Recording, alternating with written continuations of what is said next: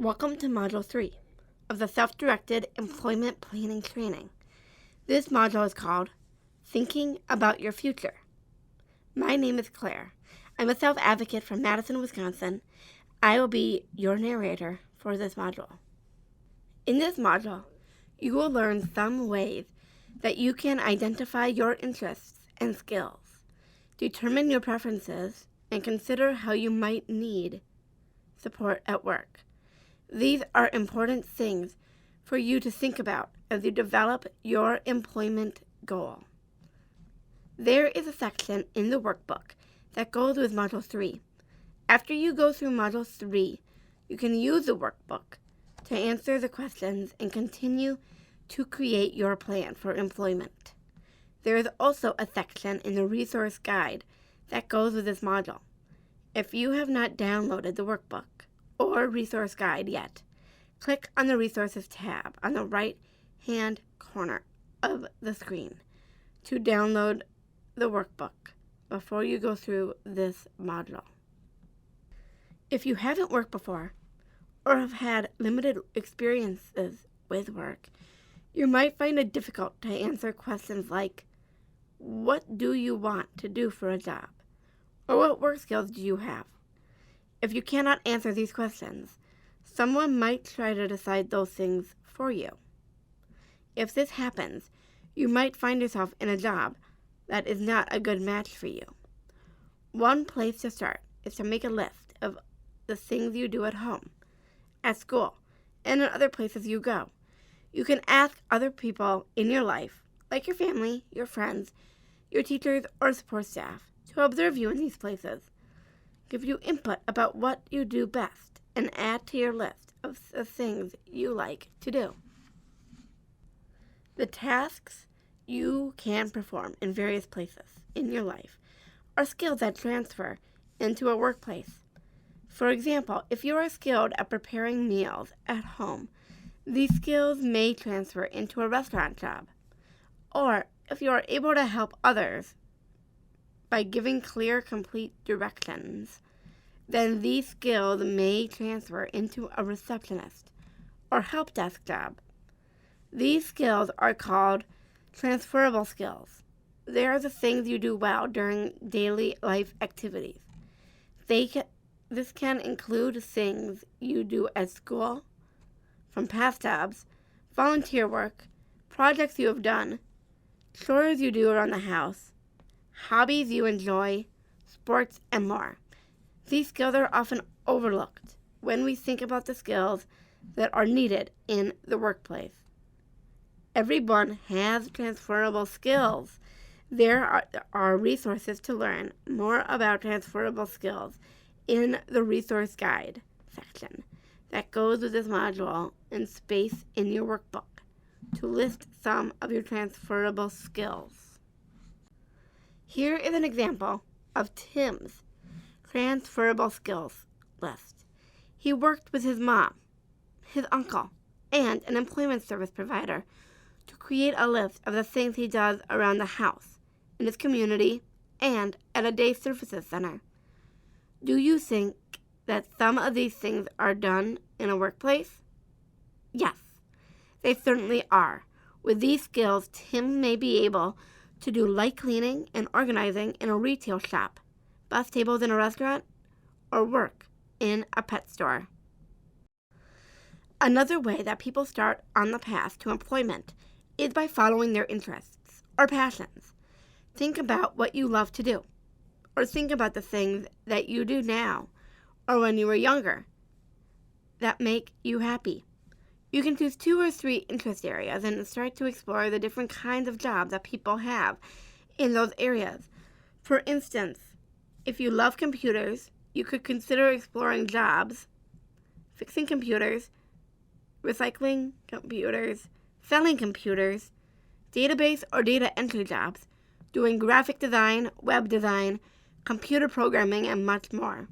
Or, if you love arts and crafts, you could brainstorm a list of all the different places that have something to do with arts and crafts, like craft shops, yarn stores, theater guilds, schools, fairs, and events, and consignment shops.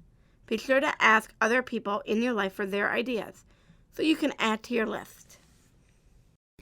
Most of us only see a small number of jobs in our communities, such as sales clerks, mechanics, cooks, drivers, office receptionists, housekeeping, or wait staff.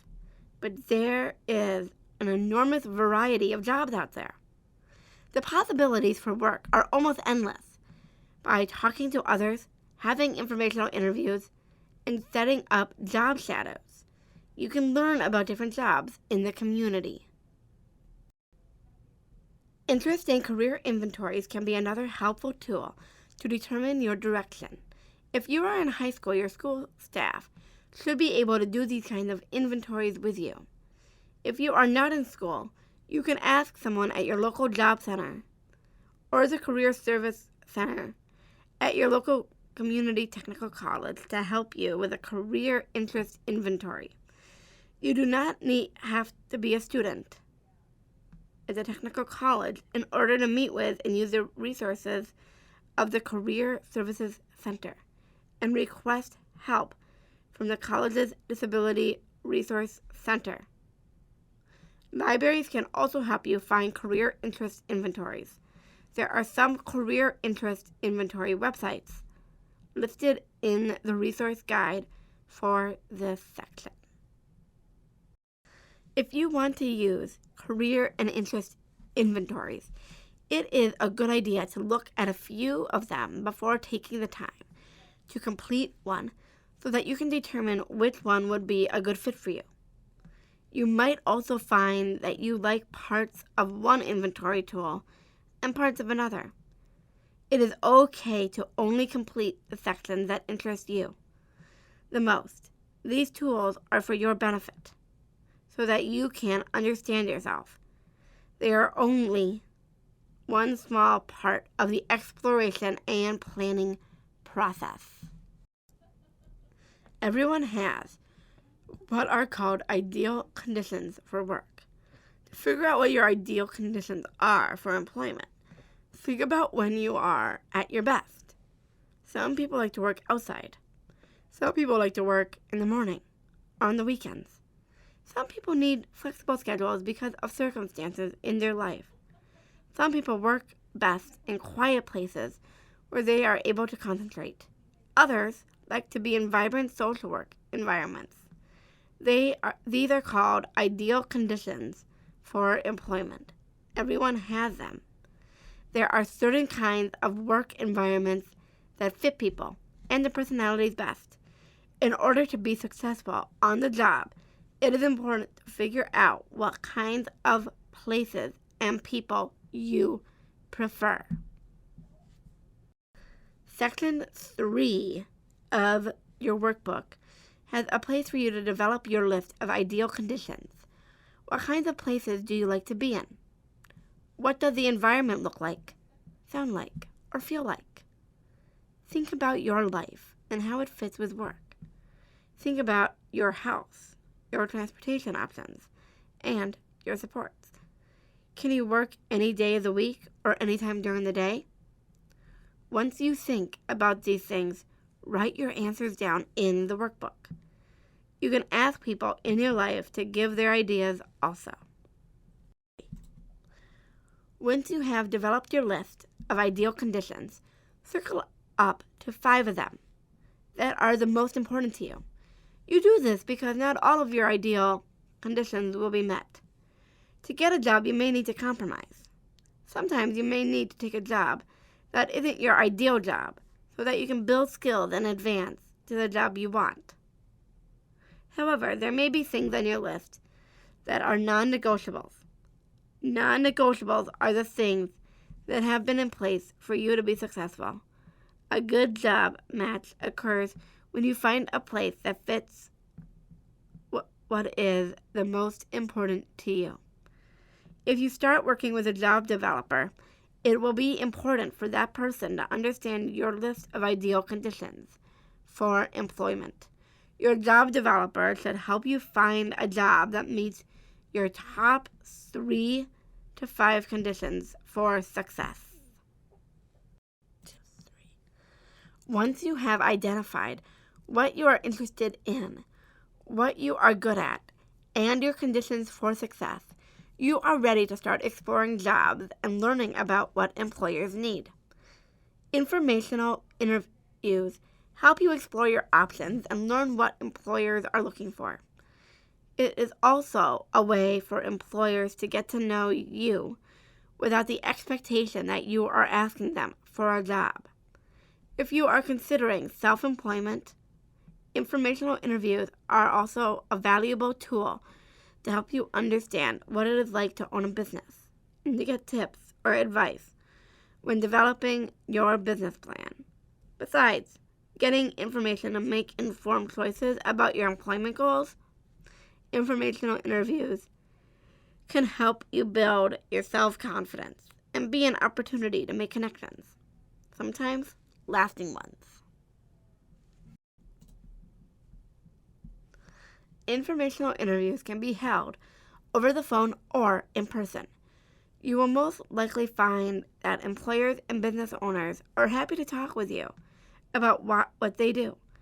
After all, most people do enjoy talking about themselves.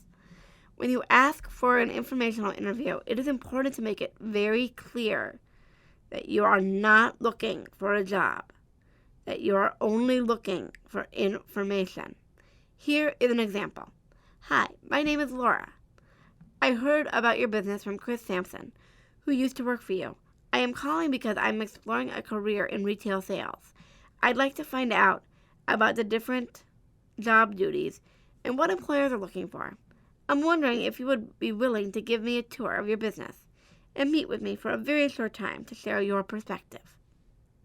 Notice that Laura did not ask for a job. She made it clear she was only looking for information.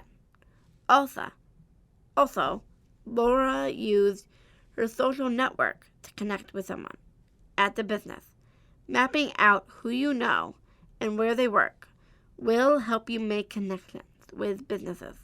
In Module 6, you will learn about relationship mapping and building a circle of support to help you plan employment. Job shadows are another way to explore work options. In a job shadow, you spend time at the workplace observing the day-to-day activities of one or more people doing their jobs. Job shadows can range from an hour to a full day. Job shadowing is a way for you to actually see what it is like to do a job and to ask questions about the job. Some tips to follow when setting up an informational interview or a job shadow are: decide what information you are looking for before you contact businesses. Ask people who they know, where they work, and if you can contact them for informational interviews and job shadows. Do some research on the businesses in which you are interested. Develop a script and make contact by phone, email, or in person. Develop a list of questions you want to ask in the interview or job shadow. Practice asking the questions before the interview or job shadow. Take notes when you meet for the interview or job shadow. After your informational interview or job shadow, send a thank you card to the person you met with. Friends and family can be a great source of help for ideas, connections, and support as you learn about yourself and explore careers. There are also resources at the Job Center, Technical College, library, and on the internet to help you. You might find out that you need some additional support to help you on your path to employment. Employment service providers can help you learn about your strengths and skills with a number of tools. They can also help you connect to community resources like the Job Center or Technical College, and set up informational interviews and job shadows. If you are interested in working with an employment service provider, it is important to talk with them to learn about the services they provide and if these services will be a good fit to help you reach your employment goals. Module 7 will provide more information about employment services. Do you think you might need a support at a job? Everyone relies on support in the workplace, and no one starts a new job knowing how to perform all the job tasks. Employers provide training to new workers and help them learn new skills. Co-workers also support one another by working together as a team, providing reminders to one another and showing each other how to do work tasks correctly. These are called natural supports, and everyone who works relies on them. People with disabilities in the workplace should use these same natural workplace supports. Formal supports from a job coach should not replace the natural supports that exist in a workplace. When you first start a job, you might need extra support above and beyond what your employer or coworkers provide in order to learn the work tasks, rules, and routines. This is where a job coach can help.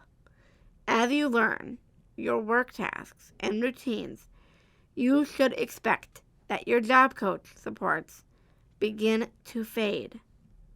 Fading means that the person supporting you will spend less time with you while you work.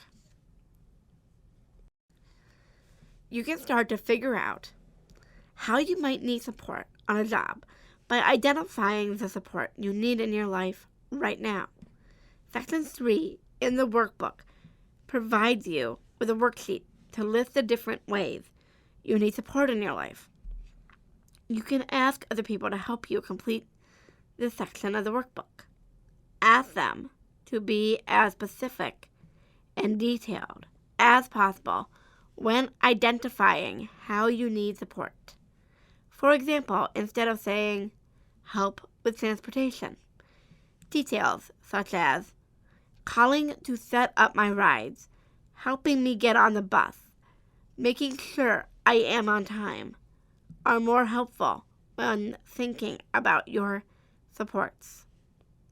In Module 7, you will learn how employment service providers can support you at work and other support options you should consider. After you've taken the time to think about yourself by doing a personal inventory of your interests, skills, work preferences, and needs for support, and learning a little about employers, you should be ready to start developing your employment goal statement. This is your starting point to begin exploring and learning about the work that interests you. You might find that your employment goal changes as you learn more about yourself and more about different employment options. That is okay. Most people try several different jobs before they find one that they would consider their dream job. Some tips to consider when developing your employment goal are: it is okay to have both short and long-term goals. For example, in the short term, you may be okay with bussing tables in a restaurant, but your long-term goal is to build skills to be an office assistant. It is okay to have high expectations for yourself and the people helping you achieve your employment goal. For example, if you want to work 30 hours a week and you are offered a job for 15 hours a week, it is okay to take that job, but to ask for help to find you a second job that offers you 15 more hours per week. It is okay if your goal changes over time. For example, if you discover after some work experiences that you do not like the work that you had in mind, it is okay to change your goal. You do not have to settle for a job that doesn't fit your goal. For example, if your job developer offers you an opportunity to take a job baking groceries when your goal is to work in childcare, you don't have to say yes. Congratulations! You have completed the third module of the Self-Directed Employment Planning series. Now, it is time to answer the questions for this section in your workbook and explore some of the resources for this section listed in the resource guide.